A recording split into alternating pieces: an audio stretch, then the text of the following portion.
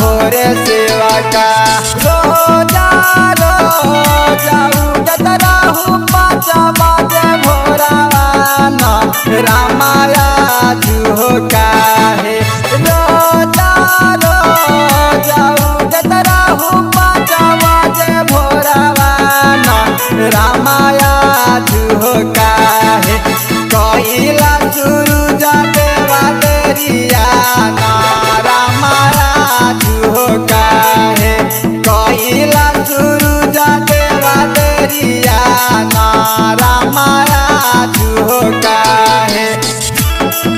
बोला बोला छठी मैया की जय।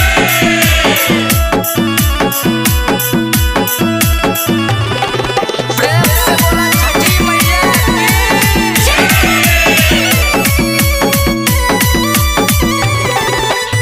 भूखला पियासल जीवन लगैले हो ध्यानवाना रामा देई हो दिहतु भूखला पियासल जीवन लगैले हो ध्यानवाना रामा देई हो दिहतु सूरज देवाया अपन दर्शनवाना रामा देई हो दिहतु सूरज देवाया अपन दर्शनवाना रामा देई हो दिहतु नैहरा में देला सूरज भाई रे भतीजावाना रामा ससुरा में नैहरा में देला सूरज भाई रे भतीजावाना रामा ससुरा में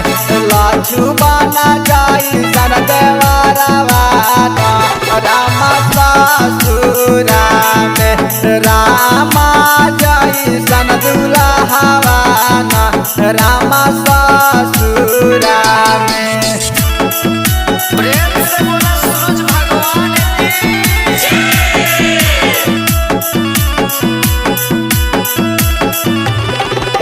प्रेम से बोला छठी मैया की जय।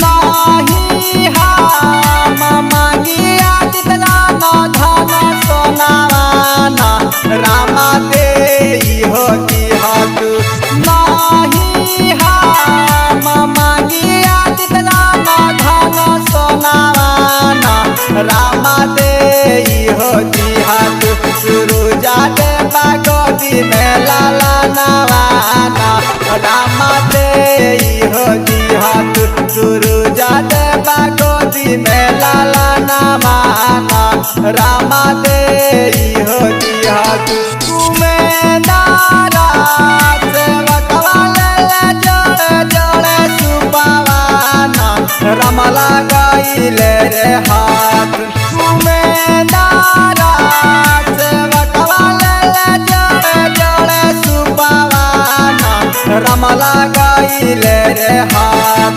सूरज पराया अपन ध्यानवाना रामा देई रे दियतु आदिता देवाया अपन दर्शनवाना रामा देई रे दियतु। किसी भी प्रकार के ऑडियो वीडियो बनवाने हेतु आप हमें संपर्क करें।